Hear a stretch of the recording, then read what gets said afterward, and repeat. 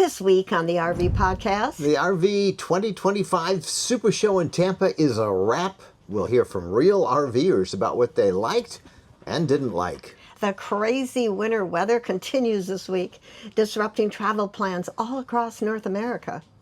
California has hit the pause button, at least for a little bit, on its clean air regulations. What's with Campground Wi-Fi? Why is it so bad? All this, plus Mike and Jen's story time, and your question coming up on the RV Podcast, episode 531. Hello, everyone. I'm Jennifer Wendland, and this is my lifelong traveling companion and my Groom. good-looking dude, Michael. Well, thank you very much for that, my dear. Hey, this is exciting for us to be with. You got me all choked up here. I want to tell you that we are coming to you today from very wet Tampa, Florida.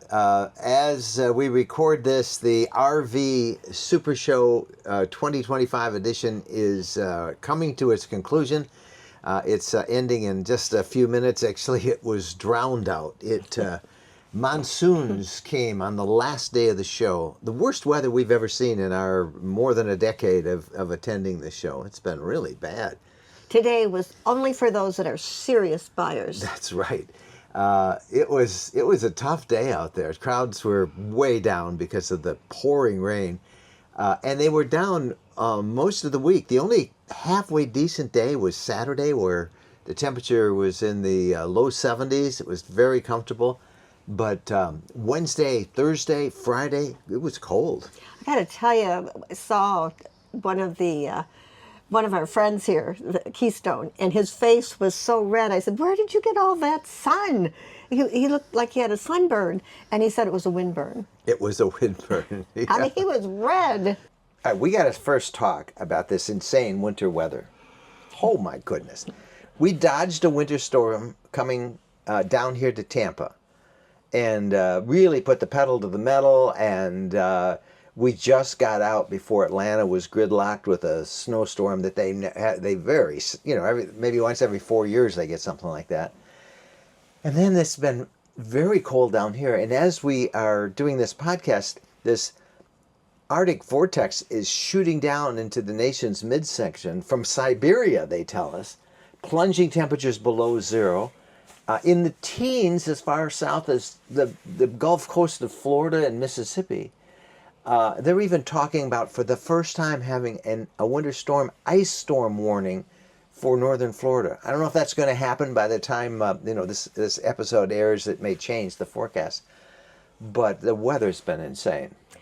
Yeah, you didn't want to winterize again, and no. I'm just looking at him saying, you might have to winterize, and even thinking that we're leaving our RV in Florida might not be a guarantee that you don't need to winterize. At least this winter. It's a crazy winter.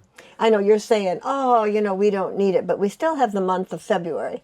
Yeah. Part of January, the whole month of February, and March should be okay, but I don't think we should take anything for granted this year. Well, think about it this way. What? If I did take it for granted, we'd have a Mike and Jen story time for a future episode.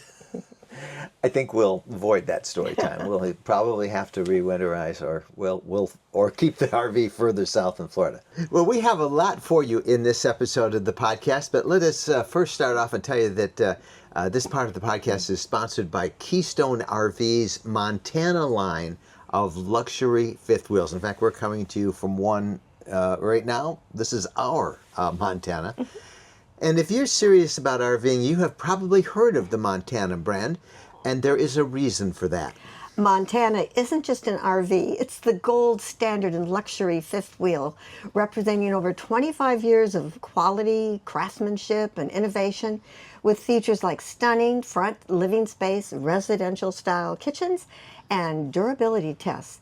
Montana is built to handle everything from epic cross-country trips to cozy winter retreats. Now, we've owned Montana High Country for the past 2 years now, and I have to tell you, we love it. We've hauled this thing all over North America. It has amazed us with the quality of the construction, the attention to detail, and in fact, we have a little name for it. We call it our condo on wheels. That's how comfortable it is. When you own a Montana, you're not just buying an RV, you're stepping into a lifestyle where every mile feels like home. So if you're ready to upgrade your journey, visit KeystoneRV.com and discover why Montana continues to set the standard for RVers who never settle for less. Now for the RV conversation of the week. Real RVers share their likes and dislikes about the 2025 RV models. And we talked to a lot of people this week. We had 2 big meetups at the show, and we got a lot of feedback on all of the trends. A couple of quick impressions on us, and then I want to, because we're real RVers too. One of the things that I was very encouraged was frame quality. That's been beefed up across the board. The major RV suppliers of frames like Lippert, Moride, all have been very, very conscientious in beefing up their frames. I feel like such a thing that I like the quality of the build. I like the patios, the side patios that they're adding to a lot of the RVs. I just think that is really usable space.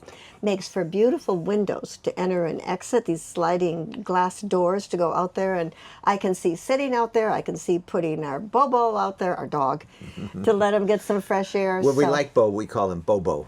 Yeah, when he's in trouble, Mr. Bo. Yeah. Also, suspension, tires and suspension also beefed up, and that's a good sign. Yeah, I gotta say, I am impressed with the larger tires, because that's gotta help driving down those potholes and those roads that aren't as good as they should be. Yeah.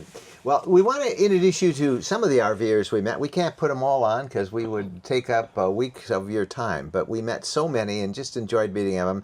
But one of the questions that we asked was, what did you like about the 2025 RVs out there, and what didn't you like? So let's just roll the video, and you'll get the feedback yourself. What do you think that they're doing good in general, all manufacturers, and what, colors, what didn't you like? Great color. What's that? Color. For The 35, 40 years, everything's brown and beige. They're finally getting color inside and out. Yeah. That's refreshing. Good color, good livability. Furniture's pretty good. Storage is good. Mechanically, I think they're getting better as far as the engine, transmission, drivetrain goes. What don't you like? What don't we like? The price. Yeah, the price is astounding on some of them. The Especially the price. Class Bs. Oh my Lord. So you've been shopping for a lot of RVs? Yes, we That's the have. Show? Yep. 2 days? 2 days. That's about 12 miles. Yeah, we're worn out. Our feet are sore. Yeah. What do you like that RV makers are doing, and what don't you like? There's a lot of new innovative storage ideas we've seen, Yep. for bikes and that. Yeah. And even more kitchen storage, which I'm a kitchen nerd. Yeah. I love my kitchen stuff, and a lot more kitchen storage than usual. And residential ovens. Yes, real ovens. Yes. Real ovens with 4 burners and Yep. you could fit a 9x13 pan in. That's my big criteria. What don't you like? Since we live and travel full time in our RV, we need a lot of storage. We have tools, we have bikes, kayaks, whatever. So we're looking for something with a lot of storage, and it's hard to find in an RV. Yeah. So we're looking to downsize now. We've got a 43-foot toy hauler, and it's so big it's hard to get into a lot of the campgrounds. So we're looking for something 39, 40 foot, something like that. A little more maneuverability. And they just don't have enough storage for us. So it's a new year, 2025. You've been looking at all the different RVs. Your impressions, what do you like, what don't you like? For 2025, I love a lot of the new accessories, and some of the materials seem to be upgraded, a little bit more substantial. Unfortunately, it comes with a price, and that's the downside as I see it now. Unfortunately, the price of a lot of the RVs for 2025 they're going up, and it's very disheartening to see. But the quality seems to be getting better, which is great to see. So I got to balance it both. I think What we like is that there's some pretty nice new colors in some of the fabrics and some of the inside. What I don't like, and I have challenged them for a long time, is a lot of the interior features, like the Luan plywood is still very thin, regardless of the cost of the rig, whether it's an expensive fifth wheel or even just a regular travel trailer. But you touch some of the walls and they move. So I wish I could find something that was a little bit better built. Well, Brad, you are an RVer from some time. You're shopping around. What do you like about the RVs for 2025 that you're seeing? What don't you like? Hitches. They've really increased the suspension in the hitches, and also the suspension of the trailers. That works out real good. Storage, a lot of hidden storage they've added. So that's the two main things. What don't you like?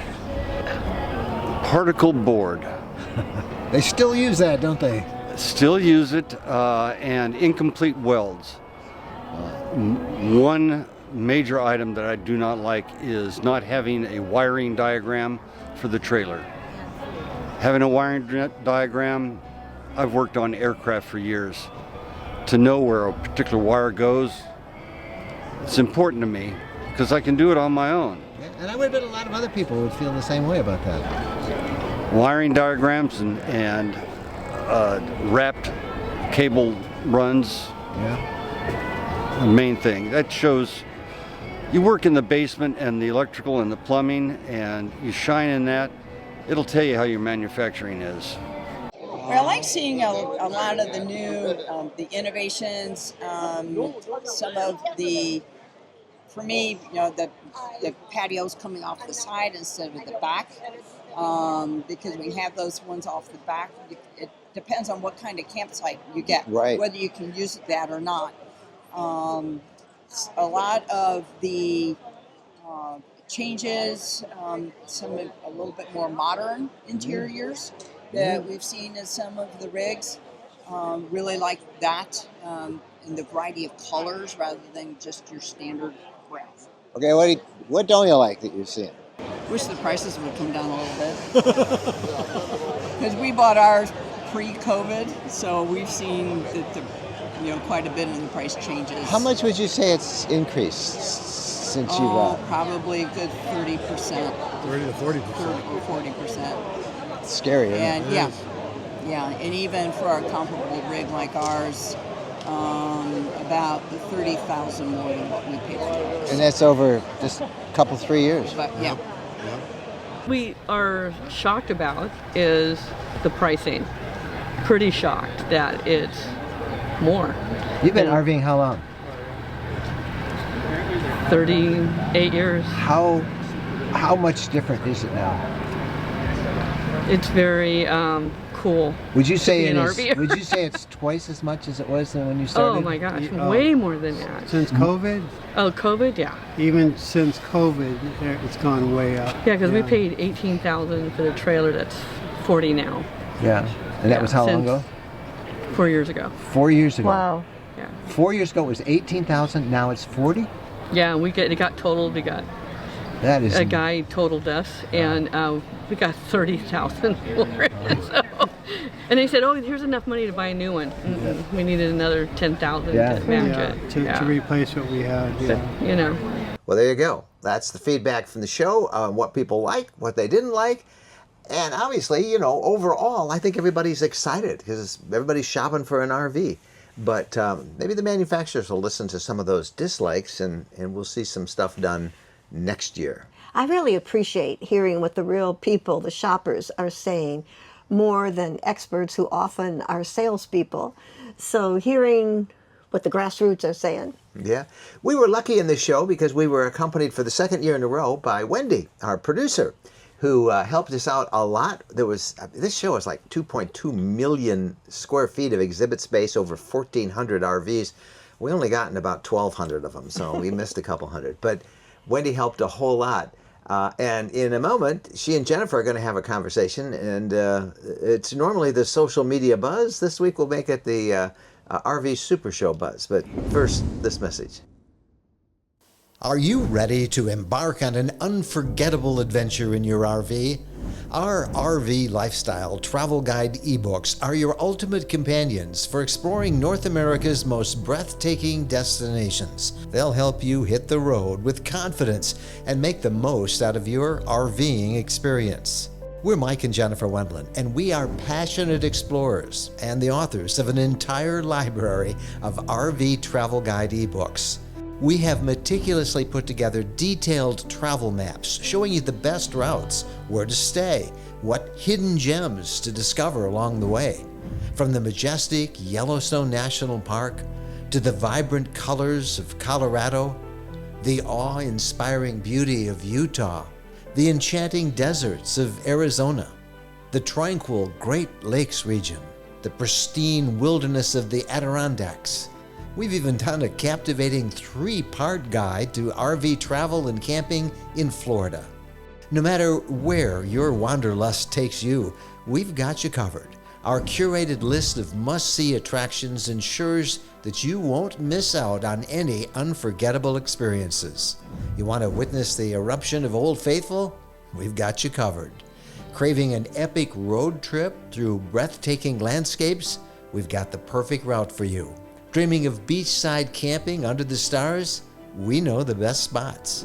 With our ebooks available for instant download at rvlifestyle.com/books, you can have the knowledge you need right at your fingertips.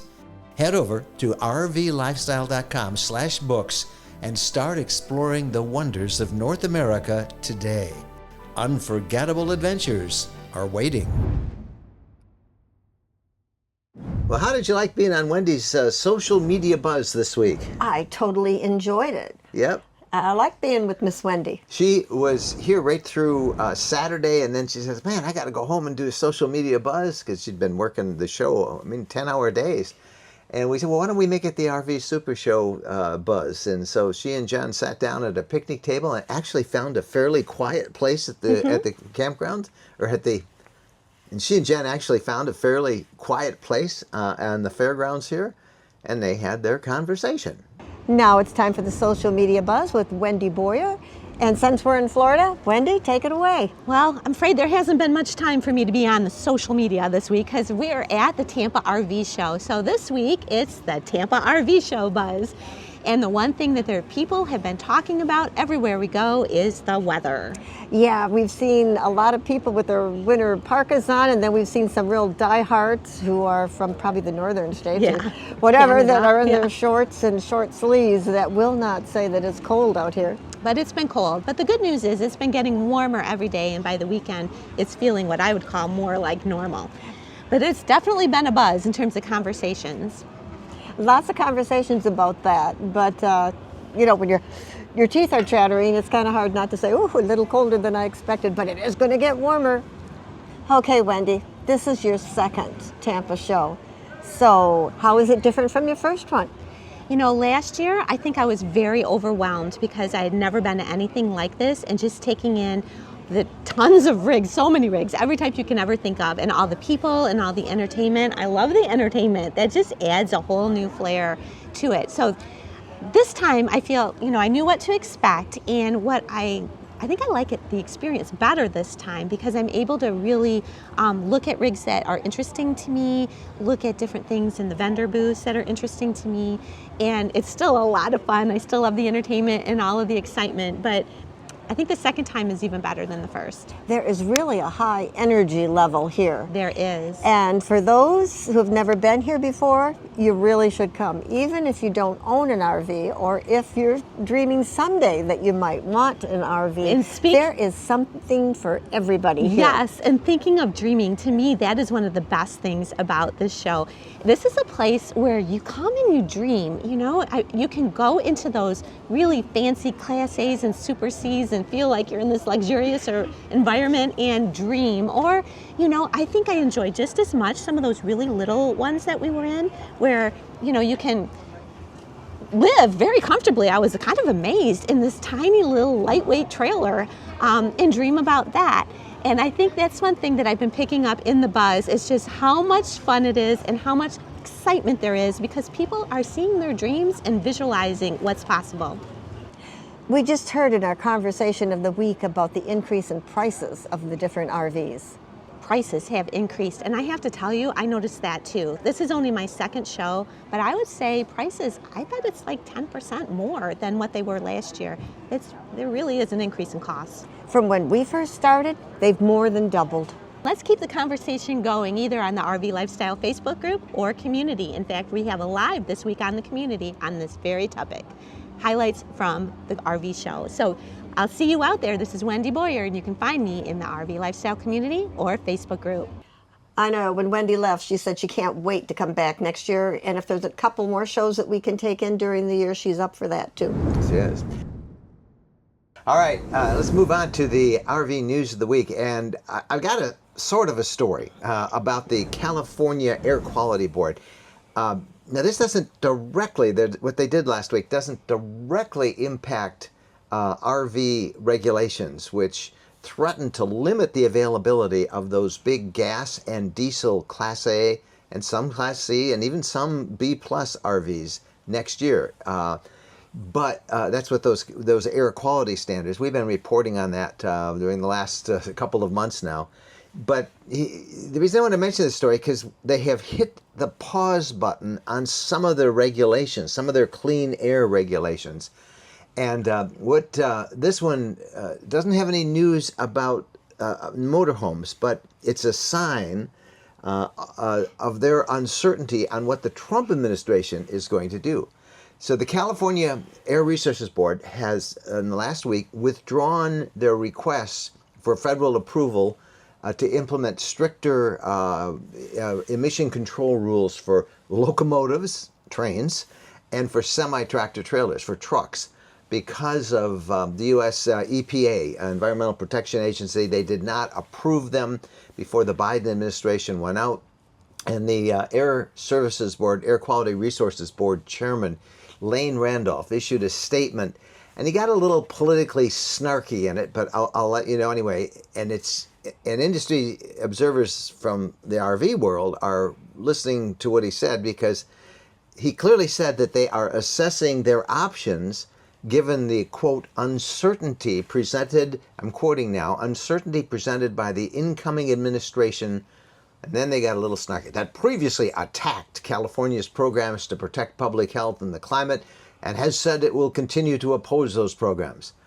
Well, anyway, what that means is that the regulations affecting big motorhomes remain to be seen how well that's going to be enforced next year.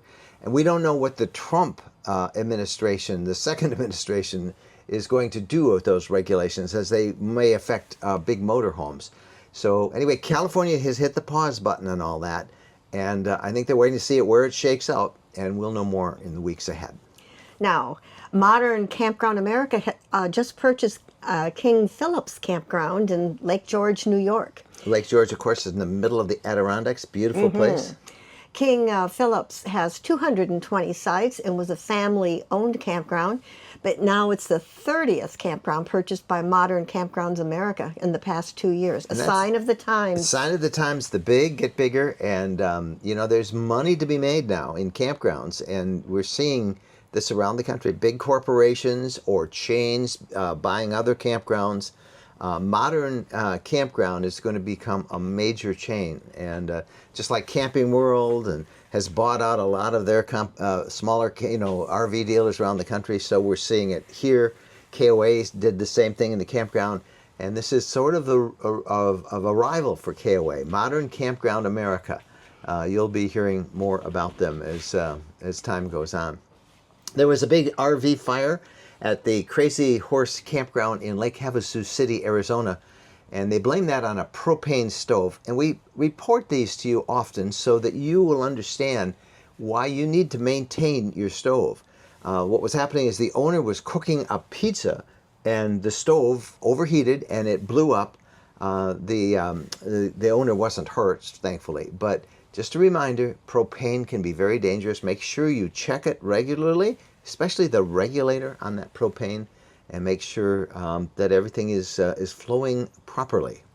Now, visitation at the Great Smoky Mountains National Park is going to look like it dropped by more than 1 million in 2024 compared to 2023. But the drop isn't what you think. Park officials changed their visitor counting mechanism so re-entries would not be counted more than once, resulting in what looks like a visitor's drop. And that's an interesting park. It's the most visited national park in America. And there are multiple entries to it, and you don't need a permit to enter that park. And that's why it gets confusing when you count visitors. So maybe it won't be the most visited once they get those numbers correctly. It's kind of like church services. Remember church services? They always list their attendance, but you know, there's the first service and the second service, and they often double count people because a lot of the volunteers and the workers in the first service are there at the second service. And anyway, it's kind of hard to count visitors at Smoky Mountains, and I'll be interested to see if they still are number one. Last thing, speaking of parks, Maine State Parks in attendance. They had more than 6% increase in 2024 over 2023. And that increase has led officials in Maine to discuss what they're going to do to limit overcrowding at parks. And that's the third time in more than 4 years that their visitation for Maine state parks increased and surpassed 3 million. So just as national parks have looked at ways, timed entries and permits, you're going to see that, I predict, at some state parks. Do you have any comments on any of these stories that we just mentioned? We'd love to hear them. Just use our personal email. Send them to us, Mike and Jen at rvlifestyle.com. When we come back, the RV question of the week. Stay with us. When we're asked what's the most important modification we made to our RV, it's an easy answer. Battle-Born batteries. Battle-Born batteries are quality, safe, reliable lithium batteries that allow us to stay out there off the grid longer. Lithium batteries charge faster, they charge fuller, they're longer lasting, they're maintenance free, and Battle-Born batteries are protected by a 10-year guarantee. Now in our case, they just dropped into the existing AGM batteries that we have, and they'll probably be the same on your rig too. Battle-Born battery experts can get those in your rig just like they did with ours. They can also match you up with the right cabling, the inverter, the charger, the solar controller, everything. Jennifer and I swear by our Battle-Born batteries. They allow us to boondock off the grid. Check them out. Go to rvlifestyle.com/lithium. rvlifestyle.com/lithium. Welcome back to the question of the week. And here's our first question. I've seen that Starlink is a top choice internet option for many RVers on the road and in remote areas. But have you seen or used the Wi-Fi option that many state parks and other campgrounds offer internally? Or have you heard from others that use the Wi-Fi campground? I was at South Padre Island, KOA in Texas last year, and they had a pretty good Wi-Fi for the campground. It was free for the basic plan and $5 a day for high-speed video calls and streaming.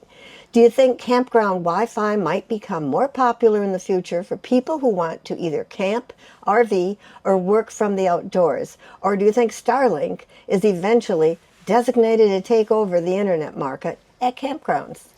I don't think you'll see Starlink take over the market in the sense that the campground owners will be sharing Starlink with them. Starlink doesn't take kindly to that. I think you'll see. I mean, we're in a campground now here at the fairgrounds, and I would venture to say that half of the RVs here have Starlink. Half of them, and that's probably over the last year, maybe a third to a half of every campground we've been in.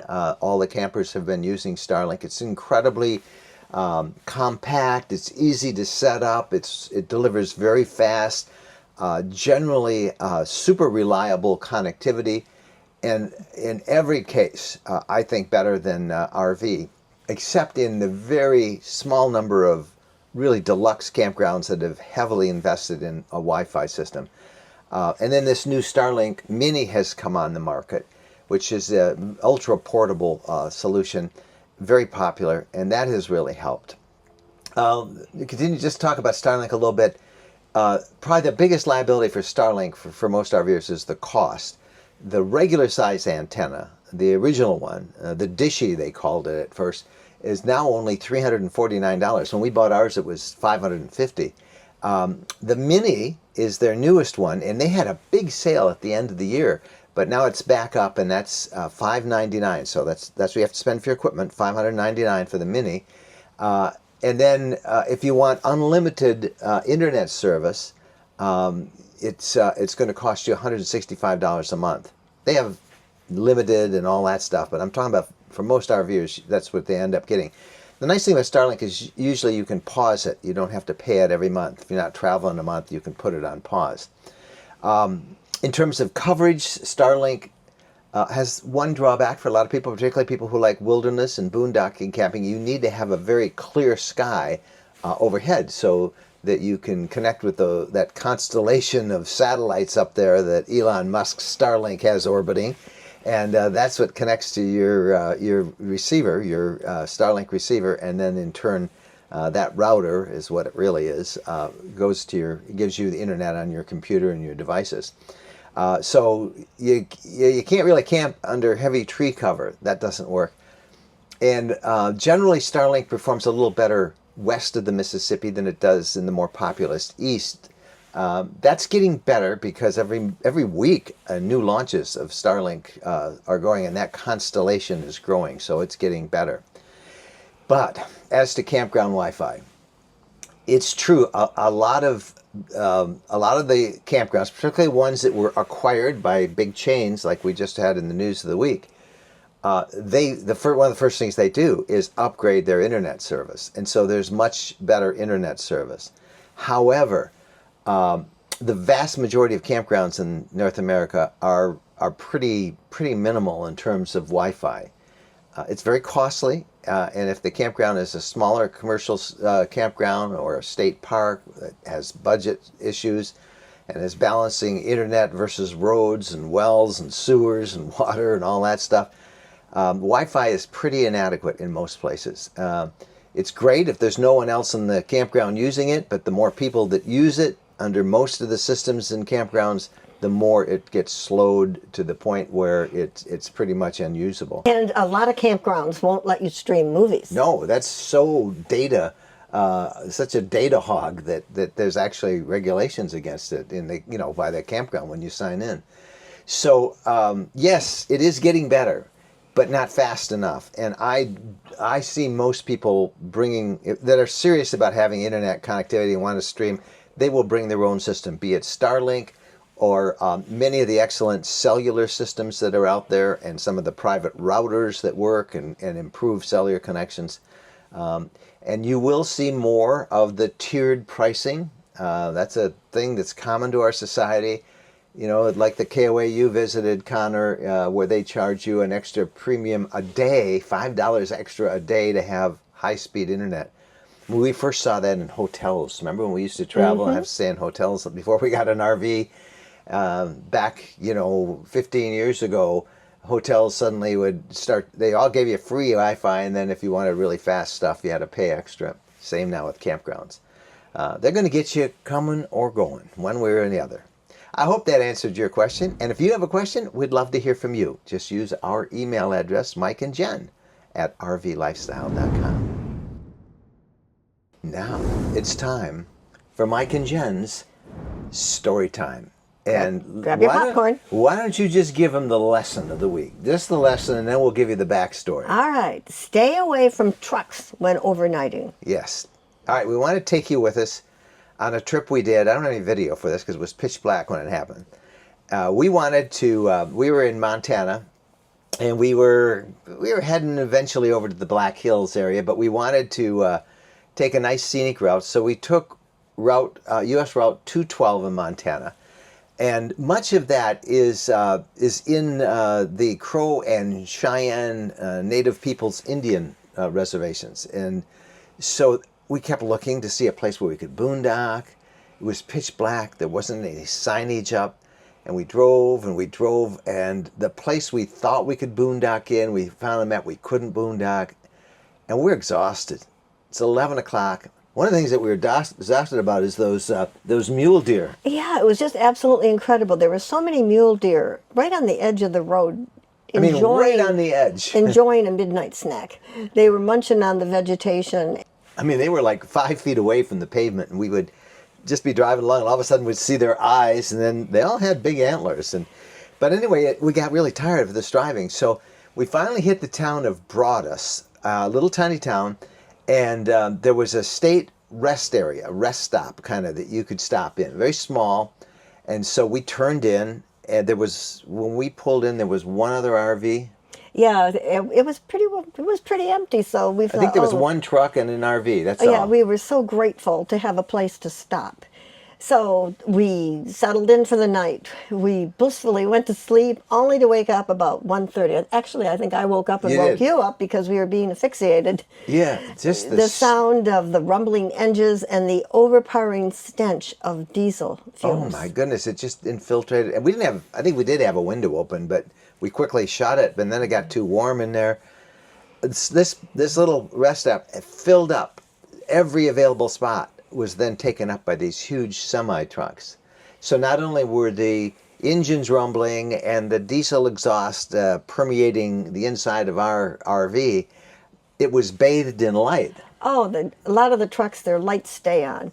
And so we had the noise, the pollution, and lights. It was like broad daylight. It was like, whoa, it's time to get up. So finally, we just washed our hands of it. 3 a.m., we packed up. There wasn't much to do because we were at that point, a Class B. We just drove off. And we drove and drove and drove, and we ended up getting into South Dakota. We found a KOA at Spearfish, South Dakota, 3 a.m., and, it's pretty filled, but they had a couple of empty spots, and, that's where you can usually pull in and take one of those at night. We tried to be as quiet as we could. Yeah, we you feel guilty. Went to sleep. And we have had variations of that issue before at Walmart, and now one of our RV rules of the road is stay away from trucks at night. They run their engines all night long. They pollute everything around them, and they are noisy. Yep. And I'm not belittling these guys at all. They need the break. These guys, that's their job. We're RVers, recreation vehicle owners. So I'm just saying, don't expect a quiet, peaceful night's sleep next to them. You can always find a way. Just factor that in. Always make sure you know where you're going to be able to stay. And if those places aren't available, have a plan B. But we had a place in mind. We thought we knew where we were going, but it didn't work out. We pulled in, and it wasn't the way it was represented to us on the whatever app or program we use. Mm-hmm. All right, that's our story time for this week. You have comments, you've had similar experiences, you've got some advice. We love to hear it all. Our personal email is mikeandjen@rvlifestyle.com. And that's the podcast for this episode. Wherever you are, watch out for this insane winter weather that is hitting everybody. Ice and storms and cold. My goodness, it's terrible. So be careful out there. I just have a tip for everybody. Get some cleats for your shoes. So that ice storms, yeah. For ice storms, because you don't stand a chance out there on the ice. So get some cleats, keep them under your seat or somewhere in your rig, so that you are prepared. They're you can get them on Amazon. They're just little cleats, little rubber. They stretch over your boot or your shoe, and they'll let you walk on frozen surfaces with much more stability. Yeah. All right, that's it for this week. See you soon. Happy trails.